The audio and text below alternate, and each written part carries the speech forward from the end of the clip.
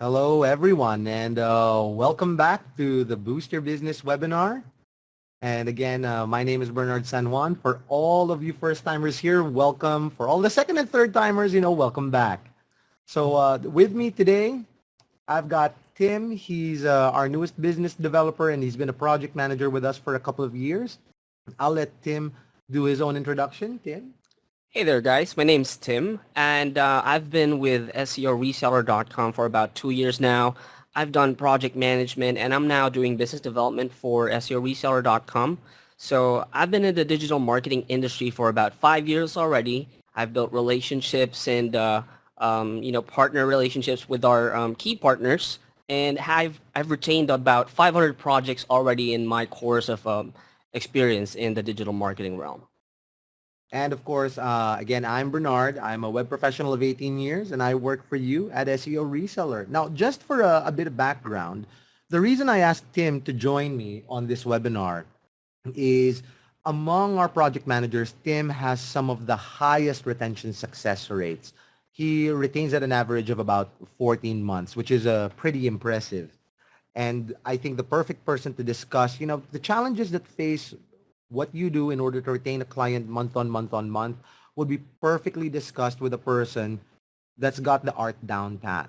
So before I move on to the meat of the conversation, this is the period for Bernard's shameless plugs, and I'm going to do a few quick ones. So we have a few recent dashboard features up right after the previous webinar, a few minutes after the previous webinar. We launched the Mockup Builder and the Proposal Creator. The Mockup Builder is a web design mockup creator, and it allows you to incorporate client feedback in real time. It works hand in hand with the Proposal Creator because the mockup that you build can be added onto a Proposal Creator with a contract, an SLA, and so on and so forth. That allows you to provide professional looking documentation to your clients after a conversation, and all you have to do is get them to sign the dotted line.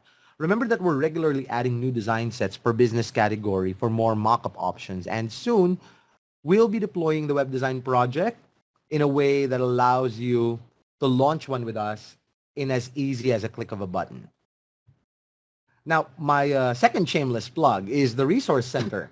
Now, in the same way that we advised you guys, or we were teaching you guys to add value first, the Resource Center provides you access to templates, brandable documents, client management materials, and allows you to train your own sales team by providing them with guides and methodology explainers and product sheets.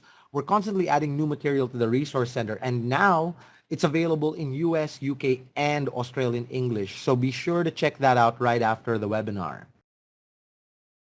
Last plug, I promise, is, and I believe Tim will have one in the webinar, is the dashboard feedback module. So coming soon, we will be enabling small businesses, your customers, to gather their positive reviews and grow their online reputation from the dashboard. The feedback module is just one component of our complete online reputation management suite, and it'll include online reputation monitoring, citation listings, and review management. As soon as that's up, we will make sure to communicate it with you guys post haste. So before I get into today's Boost Your Business webinar, I just wanted to briefly cover what we discussed in the previous Boost Your Business webinars in case some of you had missed it.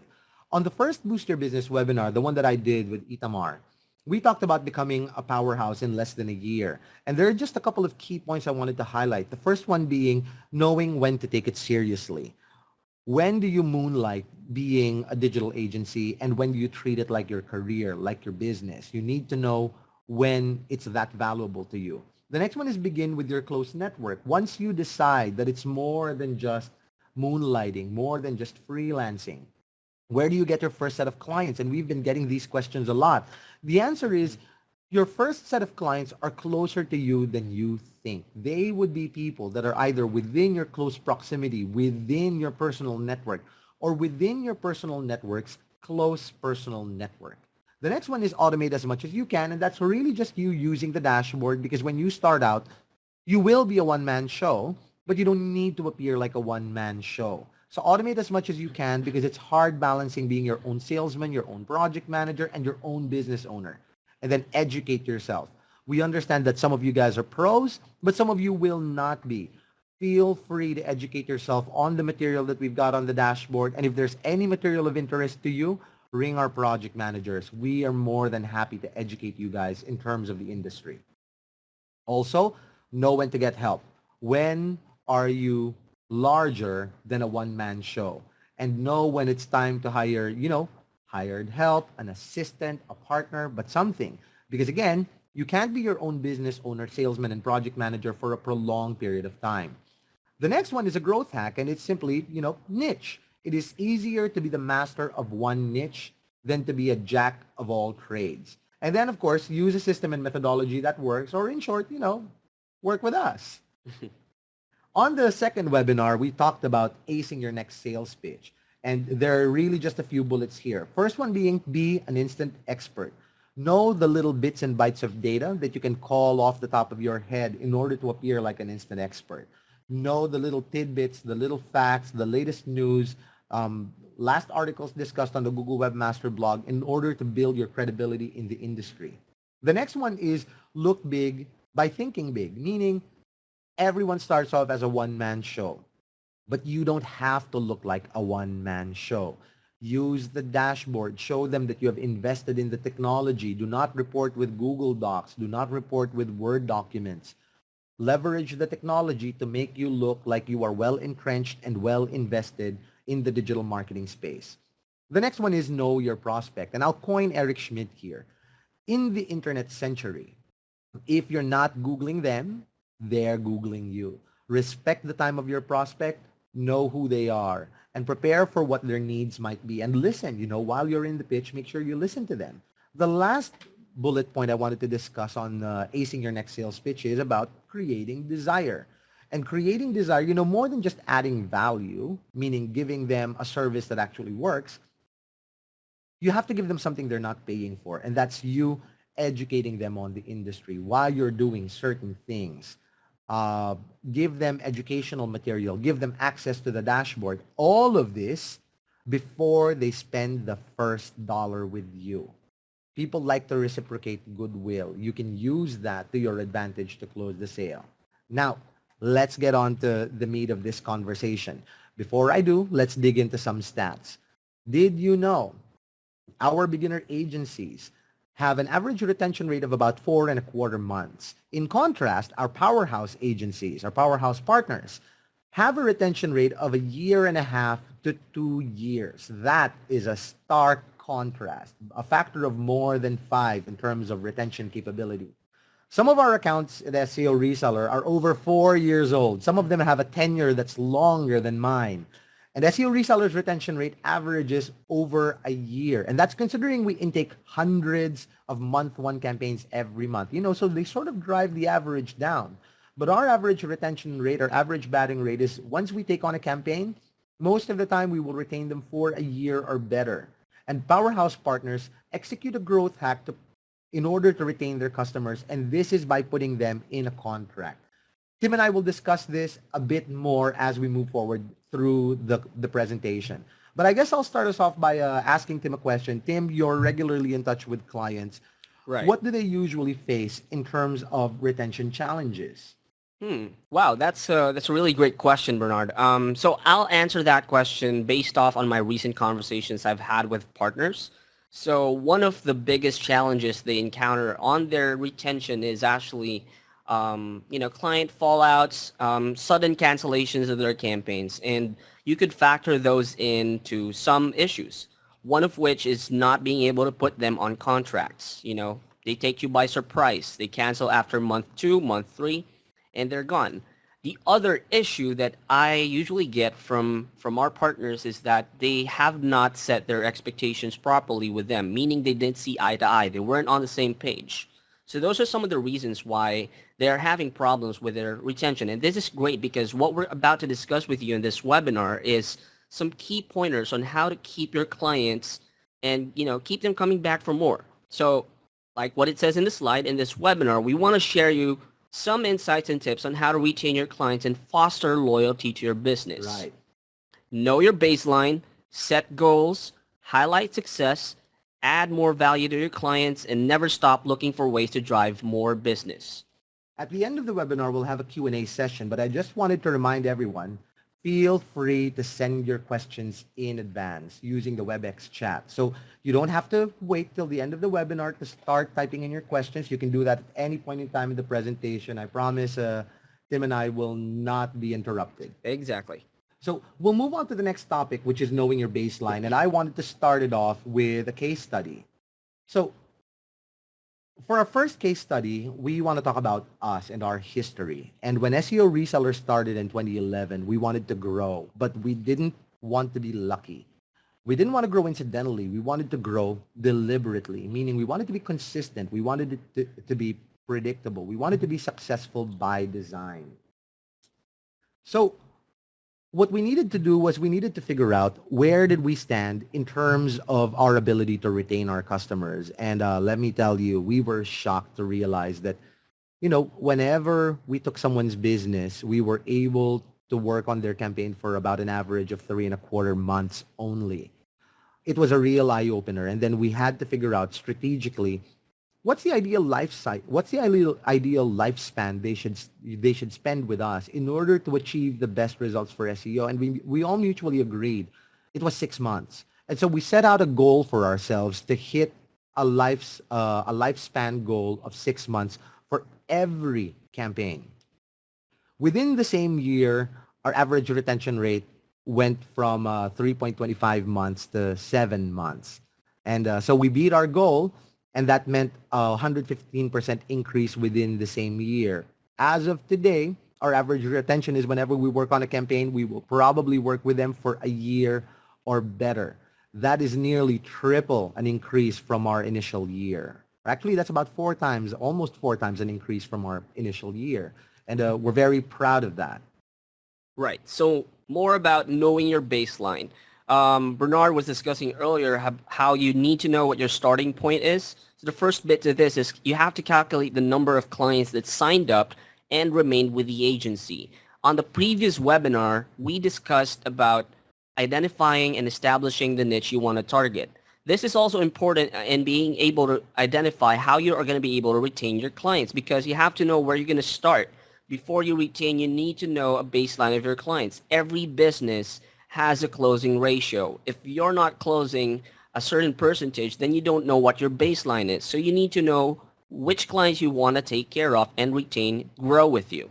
The second bit is, actually, this is an important question that everyone should ask themselves, especially small business partners out there. Right. How do you avoid client cancellations and fallouts? I've sort of answered this earlier in my answer to Bernard, but there's 3 things you need to know. You have to put your clients in a contract. Now, I know some clients get scared when you present them with a contract, but the truth is it costs 7 times more to get new clients than it does keeping your existing clients. So you better get them on a contract. Right. Now, more than that, I think we all also underestimate that most businesses that you engage, they will expect to be put in a contract. So that's first things first. Right. There's nothing bad about making customers easy to enter and easy to exit.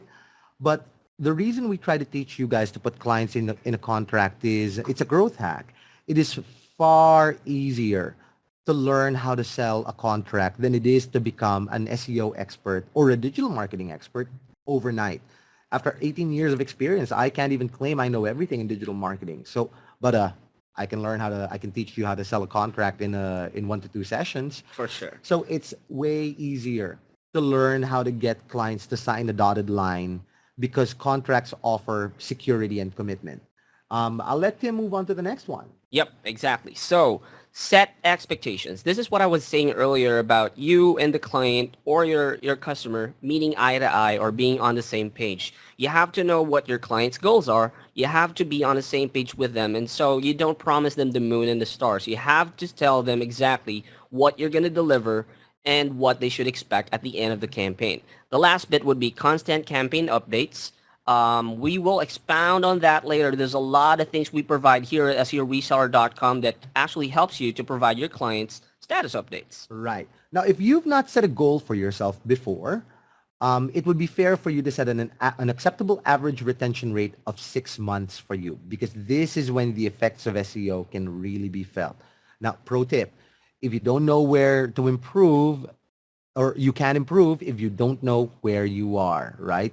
You cannot move forward if you don't know where the starting point is. And the other thing that we wanted to quote is it costs 7 times more to get new clients in the door than it does to keep the ones you've got happy. Right.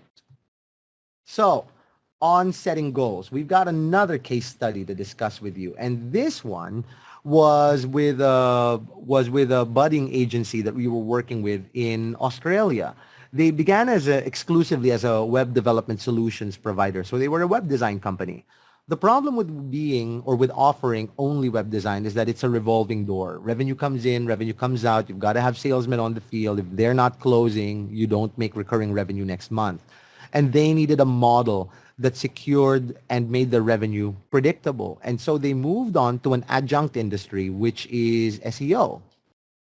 Now, when they got in, there was no in-house SEO expert, and they frequently got themselves into hot water by overpromising because, again, they were trying to learn to become experts overnight.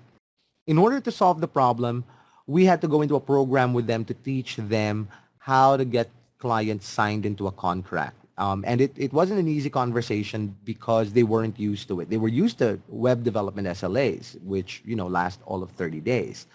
But getting people to sign a relationship with you for the next 6 months, they thought was going to be difficult. When we taught them to overcome their own mental objections and they started implementing contracts with their clients, they grew and their average retention increased from 4 months to 6 in the next 100 days. As of today, they are an 80% SEO revenue generating company. So, pro tip, know the strengths and limitations of the methodology. Don't try to be an instant expert overnight. Learning how to sell a contract is easier than learning to be an expert in a span of a few days. Know what the methodology can do, understand the goal, and marry the goal to the expectations that you set. Right. So let's talk more about setting goals. First thing you need to understand is that you have to know the methodology that you work with. In essence, this is also being able to communicate directly with your project manager and being on the same page with what they're recommending to your clients. You have to make sure that this translates to the proper setting of expectations with your customers. So if you understand what your client's goals are for their business, for example, we're talking about revenue, we're talking about return on investment, or even conversions, then as the expert, you will then know what type of strategy is needed on your end or our end so we can execute based off on our set goals. Right. Now, one thing I wanted to add on goal setting is if you've set a goal for yourself of, let's say, 12 months retention, in a book by John Maxwell called The 21 Irrefutable Laws of Leadership, he talks about the law of Mount Everest. And the law of Mount Everest is quite simply breaking down one ginormous goal into several smaller soft goals. You need to figure out the activities that you need to do to accomplish incremental wins. If your current average retention rate is somewhere around 5 months and your ideal target is 18, you're not going to get from 5 to 18 overnight. You're going to have to implement strategies that get you from 5 to 6 to 12 to 18. And each of those soft goals have different activities involved. So putting clients in a contract is just one hack that you can execute to do that, meaning quickly win the 6 to 12-month tenure. But it isn't the only solution to you being able to retain clients. And we'll show you some of the other tricks that you can do to do that. Work closely with your project manager to make sure you're choosing the correct campaigns in order to fulfill those goals. Exactly. That's what I keep on saying this earlier. You have to work closely with your project manager in order to make sure that you understand what your client needs and you understand what we are recommending. So for those of you who have recurring accounts with us already, you already have your project managers. Whether that's Gary, Carlo, CJ, or Eric, whoever that may be, you can contact them directly if you need help. We are available for you guys 24 hours a day, 5 days a week. So give us a call.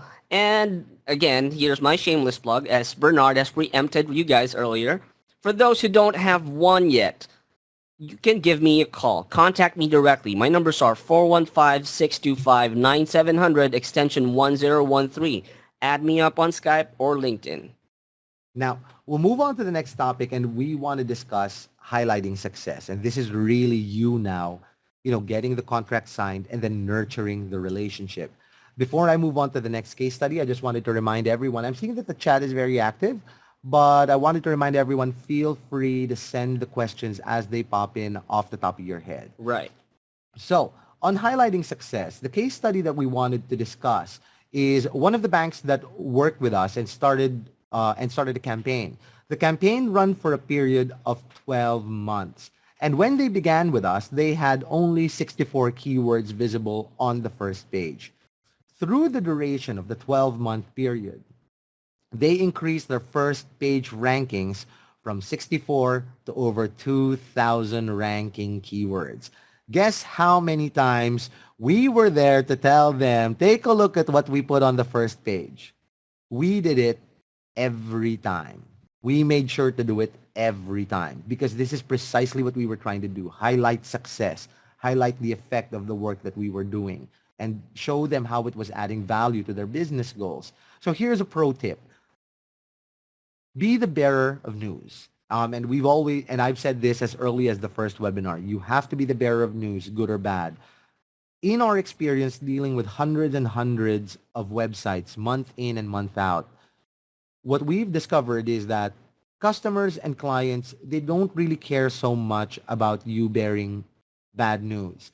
What they mind is when they have to discover bad news by themselves and then they have to chase you up for an answer. You have to proactively offer information. The reason we retain so well is because we are always the bearer of news, good or bad. Customers mind a lack of input more than they lack bad input. Exactly. So make sure that you're there and that you're always the bearer of news. Right. So I'll dive deeper on highlighting success. The first key point to this one is you have to establish your client's business goals. Agreed. Right? You have to know what they want in order to achieve their goals in their business. You have to know what the method would be.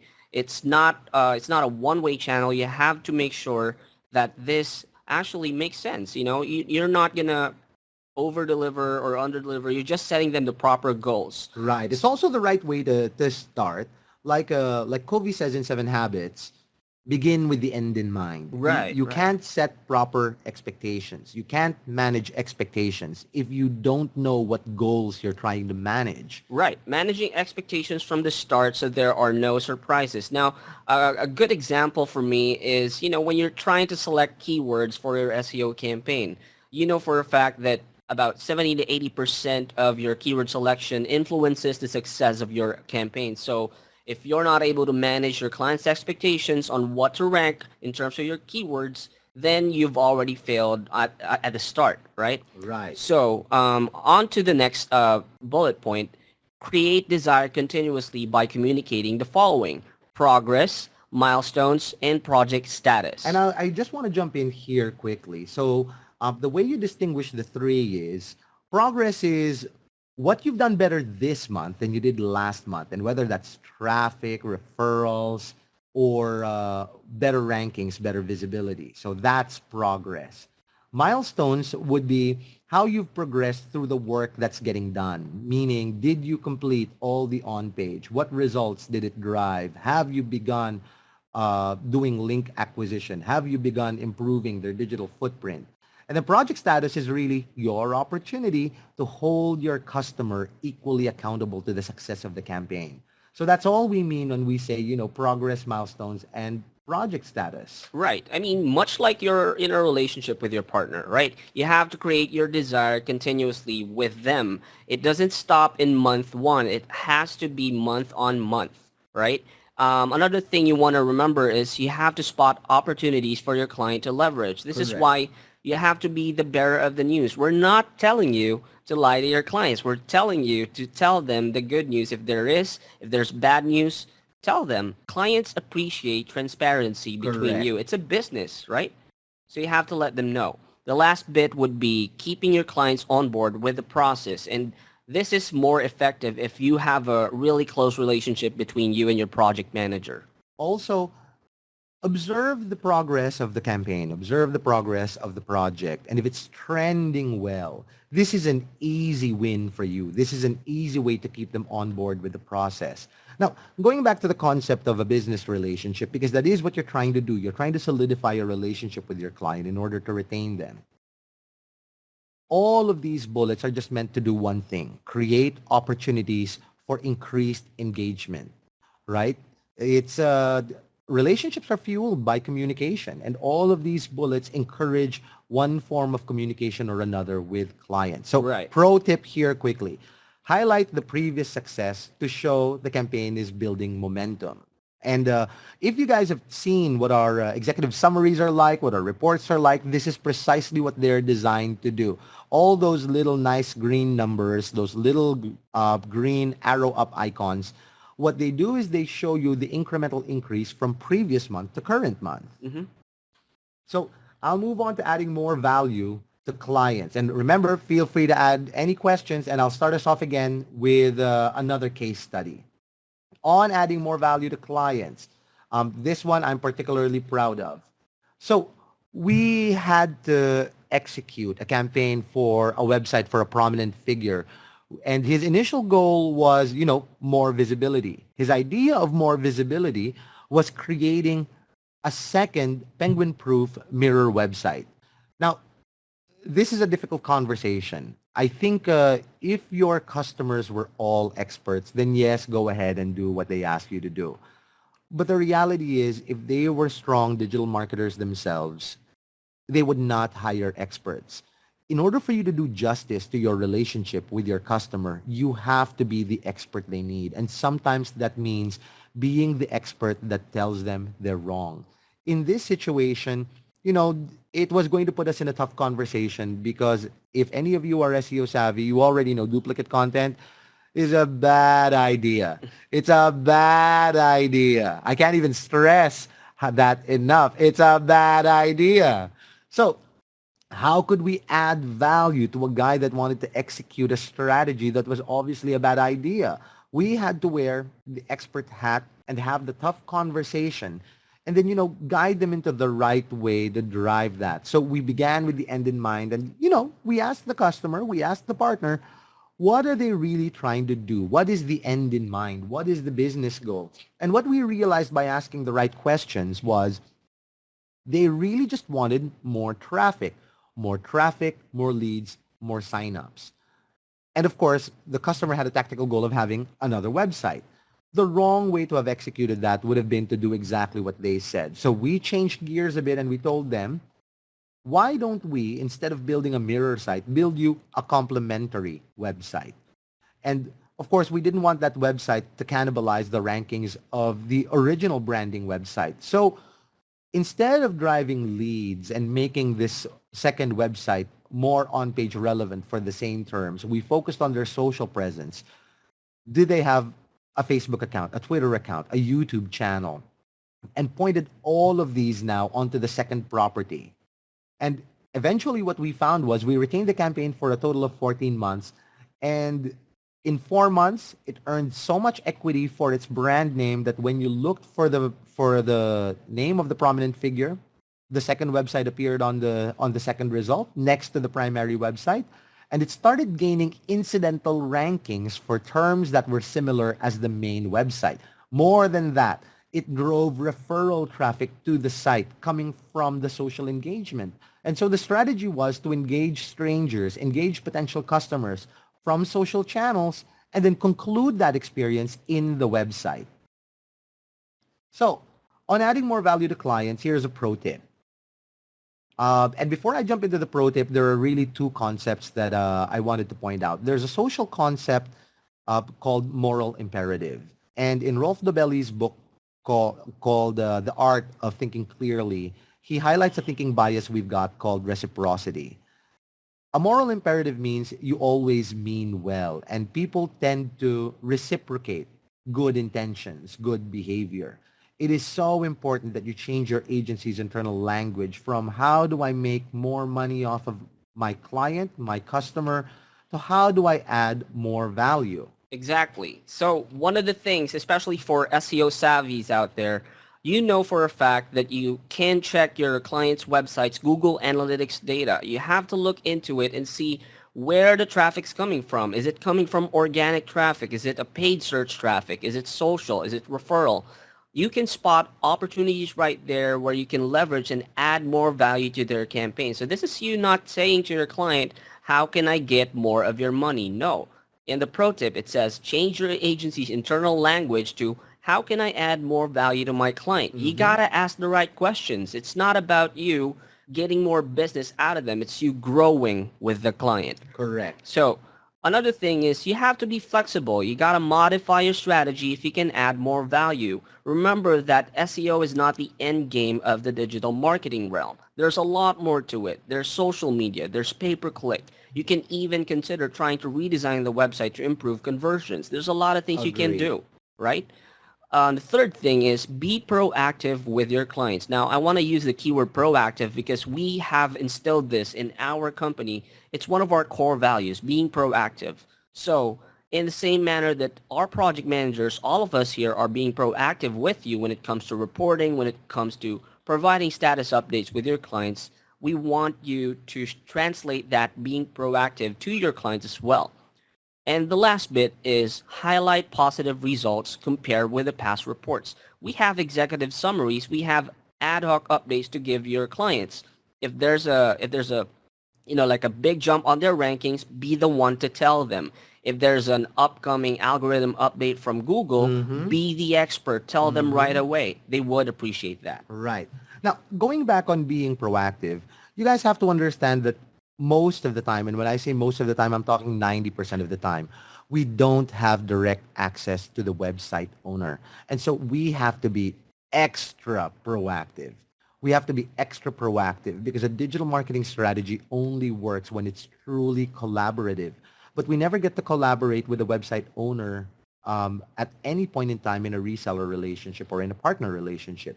Therefore, our employees have to be extra proactive, especially our project managers. Now, going back to highlighting positive results, I'm going to mention again something that I mentioned before. The executive summaries, all the reports that we send you guys, they are engineered to highlight positive results, positive trends. They are comparative in nature, allowing you to draw from the previous success or from the current success of the current month compared to previous month's achievements. More to adding more values to your clients. So always stay relevant and find ways you can add value through channels you haven't explored yet. This goes back to you exploring other options in the marketing realm for your client. And I think one tip I would advise everyone is that you have to be in the know. You have to know what's going on with the digital marketing industry. Read articles online, subscribe to our blog. It's even better. We keep ourselves up to date with the latest trends in the digital marketing realm. So you can always talk to us, talk to Bernard. We're here to talk to you guys. So the next bit is a holistic marketing approach more than just SEO. Like I said, SEO is not the end game of the digital marketing strategies. We have other options out there. I know that some of you guys may have been doing this for years now, and you might consider yourselves, I would say, SEOs, but there's more to just SEO. You have to explore your options. Last but not the least is adjust campaign recommendations relevant to the following: visibility or SERP rankings, website traffic, leads, or goal conversions. So this is where I would like to cite an example of a campaign that's reached about 6 months already with you. You may know that you have to revisit the keywords in order to find more opportunities or Right. more products and services to cover instead of the ones you've used. Or in terms of leads and goal conversions, maybe it's time to redesign the website in order to improve your conversions. Right. Now, I know we're called SEO reseller, but unlike Moz, we can't drop the SEO and just be called reseller. So talking about holistic marketing approach and more than just SEO. This goes back to the previous presentations or to the previous slides in the presentation where we're talking about understanding the marketing goals. And it's about visibility, traffic, and leads. You also have to understand what is the time frame. if the customer you're talking to is looking to generate a massive amount of leads in a short span of time against a relatively young website, then you already know SEO is not the right strategy. But you shouldn't be apprehensive about talking to them about alternative means of accomplishing that goal. Paid social media campaigns, AdWords, the Google Display Network. You can't be afraid to discuss these adjunct digital marketing strategies with your customers. Remember, you're the pro. Now, if you're walking into a conversation and you feel that this is where the conversation might lead to, and you're not entirely comfortable, call us. Call us. We will train you to be comfortable discussing these topics. There are experts in digital marketing galore people in the office. And we are ready to take your call, even on your off hours because we're here 24 hours a day, 5 days a week. The most important bit is understand the goal and offer a strategy that delivers the goal. Right. Now, one more bit, and I personally, I'm really attached to this section of the presentation. It's talking about never stopping to look for ways to drive more business. So we've got the fifth case study in this situation. And this is not the same bank we talked about in the previous slides. In 2013, we acquired $1 billion bank as a client, and they had an annual budget of $24,000. Now, $24,000 sounds like a lot of money, but they're $1 billion bank. So Whoop-de-doo. exactly. So the reaction really, but we understand that, you know, in spite of SEO being a particularly old industry, it's almost 2 decades old. For those of you guys that didn't know, some people just need to see its initial impact before they become financially and emotionally invested in digital as a strategy. Show them that SEO can increase traffic, bring in new visitors, drive better engagement, increase brand visibility, and you will see results similar to the results we saw with this specific client. They increased their annual budget from 24,000 the previous year to over $300,000 the following year. There you go. That is an 1,150% increase in their budget. Or, in short, that's an increase in budget by over a factor of 10. So SEO is older than 2 decades. In fact, so another tidbit of info here is, I'm not sure if you guys are aware, but Bruce Clay is credited for coining the term SEO. And he supposedly coined the term as early as 1996. That's 2 years before Google was Google. And, SEO is still relatively unknown. In a marketing study, it was discovered that 90% of the websites on the World Wide Web belong to small to medium-sized businesses, and 91% of them are not optimized, right? So this is why sometimes you will walk into businesses that are established or mom and pop shops that have been around for decades, and when you start talking about digital, it either looks like you're pulling a rabbit out of a hat or it looks like they're staring on headlights. SEO is still relatively unknown. You have to be the educator. And sometimes all it takes is to get their proverbial feet wet. And once they do, they start feeling the financial justification to spend more on digital as a strategy. And this is precisely what happened with us and the bank. Never stop finding ways to help your client. People reciprocate goodwill, good intentions, and people invest in results. Exactly. So I'd like to just add to what Bernard has already established on looking for more ways to drive more business. You have to make sure that you're evolving and growing with your customers. It's not a one-way communication. It's not a one-way relationship. You have to grow with them as they grow.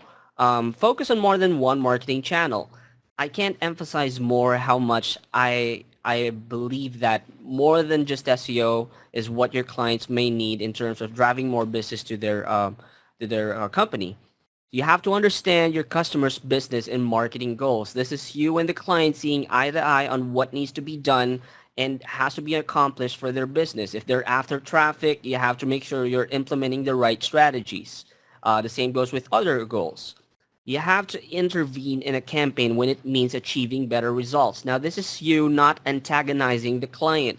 This is you wearing the expert hat and saying to the client, this is what's going to work with your campaign. We know the battles we can win, and we know the battles we can't win. Right. Sometimes that even means changing gears. When I say changing gears, I meaning, change up the keywords because the initial keywords are incredibly difficult to rank for. It is significantly better to drive relevant visits from long tail keywords today than invest 12 to 18 months worth of work to try to gun for an incredibly competitive keyword. Right. The visitors that they drive today add more value to the business today than the customers that will come to them 1.5 to 2 years down the road. That's true. So one last bit. Digital is a great medium because everything can be measured. Everything. Yep. When I say everything, I mean it with Everything. all my heart. Everything can be measured. Some data bite on the right-hand side of your screen.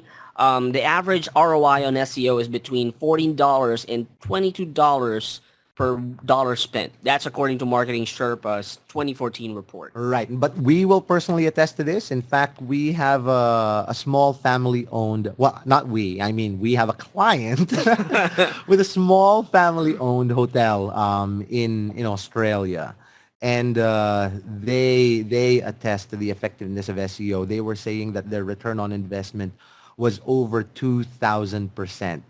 And whenever we see feedback coming like that, I know that I'm doing the right thing, and it reinforces why I come here every day. I like making a difference.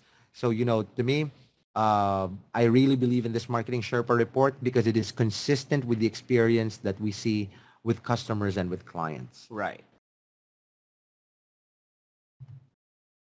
So we're just going to sum up in most of what we've discussed. But before I do that, last slide on never stopping to look for ways to drive more business. Remember that SEO is one cog in the component that is digital marketing strategy, and digital marketing is just a component in the big machine that is marketing. That's what SEO is. So remember that it's there to fulfill a marketing objective. And there are several marketing objectives and there are several marketing strategies, but four of the broadest strategies that your customers will approach you for to help them grow their business with is they'll need your help either growing their client base, meaning more customers. If they are a mom and pop shop, it's growing the visit frequency, meaning growing the number of times a specific customer walks into the store. The other one is growing the average dollar spend, and we showed you an example of that, right? The bank that worked with us that increased their budget over tenfold. They grew their average dollar spend with us after getting their feet wet in terms of what digital could achieve for them. And then they could also ask you to help them differentiate from their competition. And this is a branding strategy that SEO, PPC, Facebook, all of those campaigns could help achieve. But the bottom line is you need to come up with a strategy and set expectations for something that addresses where their priority is. Now, a word of caution. Don't try to hit all of these in one go, right? Don't try to hit all of these in one go. Gun for the ones that either add the most value or the ones that offer the lowest hanging fruit. So it might be growing their client base and helping them differentiate through SEO. These might be your initial objectives. And if it's, visit frequency or longer retention or more customer faithfulness, it might be social media, might be your strategy. But these are what you need to help them achieve in the broadest of strokes. Now, just as before we wrap up, I would just like us to be able to summarize the things that we covered in this webinar. Right. So we discussed 5 pointers about how to keep your clients and keep them coming back for more. The first one we discussed earlier is knowing your baseline. This is you identifying what's your starting point. You need to be able to set your clients whether they are going to be in a contract or not. But, most of the time, and this is what we recommend, get them on a contract. Get your retention rate higher. Second is setting your goals. You need to see eye to eye on what you need to establish and what you need to achieve on the client's end. Highlighting success is, you simply being the bearer of the news, whether it's good news or bad news. Adding more value to your clients is exploring other options more than just SEO. There's other channels out there. Try doing social, try doing pay-per-click, and maybe a redesign. And the last is never stop looking for ways to drive more business. We've talked about how to actually gain the client's trust and, even, strengthen the relationship by Right. trying to drive more business to their clients. And So get them to reciprocate goodwill. exactly. So I hope that the baselines or the pointers that we've discussed pretty much gave you enough arsenal to re-strategize and maybe revisit your You're methodologies on retaining your clients. right. Now, because we're talking about adding more value to clients, incidentally, we built the partner progress tracker, and I'd really want to say kudos to our marketing team and our developers for developing this in time for the webinar. Yes. Tracking the growth of your agency is easy by using the partner progress tracker. We have, you can follow the bit.ly link, or you can go into your dashboard and take this from the resource center. It is now available. All you need to do is enter your baseline, set your goals in the spreadsheet, and then see your progress month over month over month. It is incredibly important to hold yourself accountable to whatever your baseline is and whatever your retention goals are. Sometimes all it takes to achieve a goal is, to have a goal. So that being said, we've occupied 45 minutes of talk time, and it's uh, it's time for us to go to the Q&A session. So we've got one comment from one of our attendees, and it just says, and I absolutely agree. The comment says, the beauty of the internet, we can measure everything. Right. And we absolutely agree. So as we go through the questions, I just wanted to start off with some of the starting questions. The first question we have is, which industry would you say is the best in terms of retention? Have you guys identified any trends? So this one, a little difficult to answer, but I'll answer this based on my experience. Tim, feel free to add in which industry you think is yours. Yeah, absolutely. For me, the easiest industry to retain is real estate. So anything that has to do with, including hospitality. But when I say real estate, real estate brokers, people that sell houses, people that sell management rights, and these guys, they are easy to retain because the industry is incredibly competitive. They are either doing their digital marketing or their competitor is out digital marketing them. It's an incredibly progressive industry. The other industry that I'd say would be easy to retain are, incidentally, dentists and chiropractors. They are very enterprising, and they also know that it's very competitive. I'm constantly surprised at how savvy dental clients are in terms of looking at their digital visibility. Right. To me, I don't know if you'd agree with me or not, or some of the attendees right here, based on experience, and this is me taking account for, the experience I had with a key partner that we have here at SEOreseller.com. So, I guess law firms or lawyers would be one of the industries I'd say is, Right. a key industry which has a great retention trend. Right. Also because it's incredibly competitive. Right. The competition is really high, and besides the fact that these guys have enough money to invest on digital marketing, they also know that the traditional marketing is not the end game for their business. They wanna engage on competing with the other lawyers in their area for digital marketing, and a lot of them are using that today.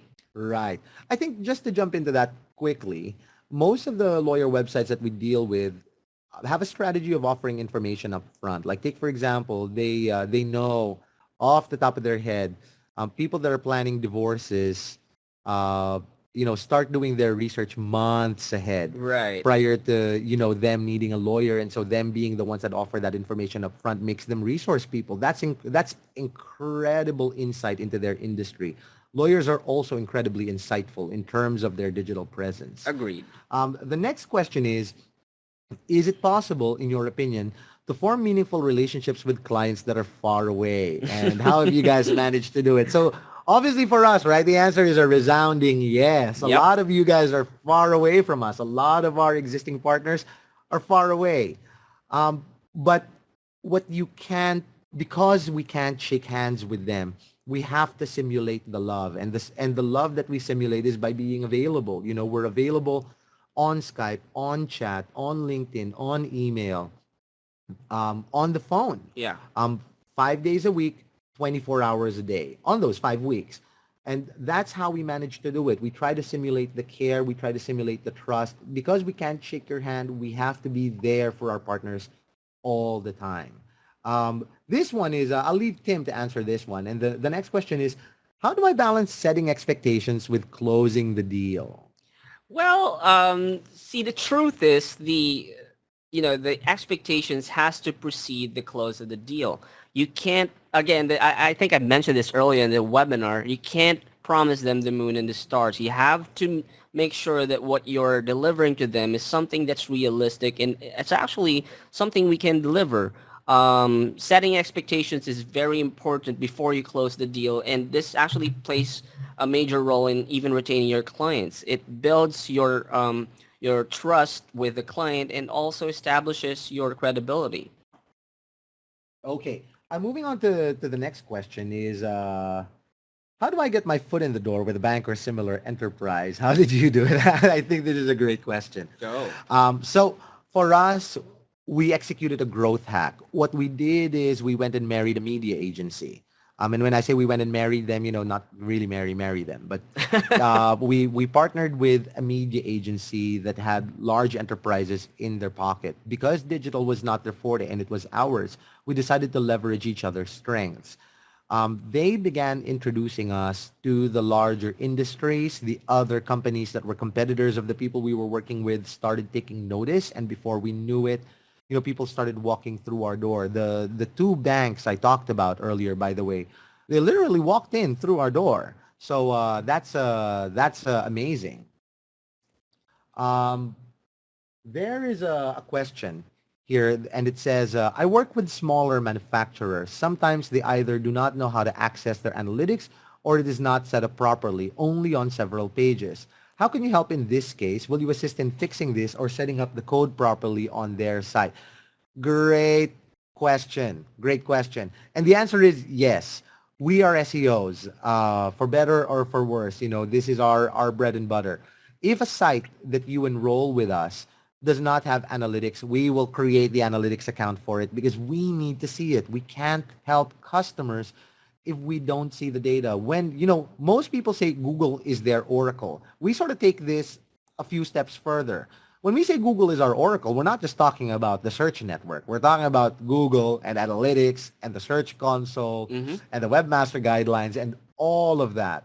We need to see the information about the client site. And we don't just help you set up analytics or set it up correctly for you if it exists. We also do that for the search console. So I hope that answered the question. The other one is, where do our margins come into play? Your margins are, and I guess these were discussed in the previous webinars. What we recommend is for you to charge double to triple whatever the rates are inside the agency dashboard. They seem to be, you know, competitively priced, and they seem to be industry standard. The reason our pricing is priced the way it is because it seems to be the most feasible. Now, Right. one thing that I always wanted to say is we're not the cheapest provider and that you get what you pay for. We Hmm. try to offer a premium experience and we try to offer premium results. Right. And this is why we charge accordingly to those experiences as well. Yeah. Plus, you know, running an office with 131 digital marketers, not cheap. Yeah. So So I want to just pick up on what Bernard said about margins. So yeah, that's true. You have to mark your prices up about 2 to 3 times the price we're offering you. But I guess in my opinion, if you're offering your client a service like a one-off service, meaning it's not SEO, it's not pay-per-click, it's not a recurring campaign, let's say website design, and you don't have any guarantee whether the client's going to continue after that or not, I'd say go as high as 400%. You don't have any leverage for them to to continue after that unless you put them on a contract, which what we discussed earlier. right. Now, another fairly interesting probably a sensitive question too. The next question is, have you had a situation where you couldn't deliver for a client and had to let them go? When do you let go? This is a great question. I'll take the time to answer this, and I think Tim has a way to answer this based off of his experience. Hmm. Um, so to be perfectly honest, these situations have happened a couple of times, and I believe that they happened because we didn't do the right thing at the start of the relationship. We did not choose to become the expert. In order to obtain someone's business, we prematurely said yes and decided to engage, without a clear understanding of where our ability to deliver was. We realized this very quickly, by the way, and then we do a revisit with customers, with clients at the 3 to 6 month tenure of the campaign, and we tell them, we need to revisit the goal, we need to revisit the keyword, or whatever it was that wasn't done correctly, because we want to be able to achieve results for you today. We don't want you to wait, you know, 1, 2, 3 years down the line in order to earn rankings for that incredibly competitive keyword. When we can't see eye to eye, and I don't just mean this to highlight a moral imperative, but people in this office will literally lose sleep if we are taking anyone's money without adding value. It's just not something we believe in. And Right. so there are times when that has to lead to a parting of ways. We try to do it as amicably as we can, but we try to deliver value for whatever anybody pays for. Right. For me, I think it's when we think on the onset of the campaign, upon our analysis maybe or upon our research, we actually, guarantee, not guarantee, but we made sure that we can actually deliver results for the client. But there are some unforeseen events or maybe algorithm updates where actually affects the strategy we've put in place, and we had to change it drastically. So there are times that we're not able to deliver, and this is because we have not foreseen what's going to happen. And there's always some time where you have to throw the towel in and say, we We did have the to best we yeah, we could. did the best we could. And it's time that we pause, or we cancel this campaign because we don't want to be taking our clients money for something we are not able to deliver. Okay. Now, another tough question. Whew, you guys are asking tough questions. Some of my clients have a PR person who controls some of the content creation, news, press releases, etc., but they don't understand SEO. However, they're very critical about the quality of content for blog posts and so on and so forth. So, how scalable is the quality of your content creation? Can you handle technical medical industry content, which is very specific to that vertical space? Great question. Mhm. So, I'll answer them point by point. The ideal way to do it is to be in constant contact with the PR person. Remember, because we are the agency that executes the work. We don't talk directly to the clients, to the customers, or their agents.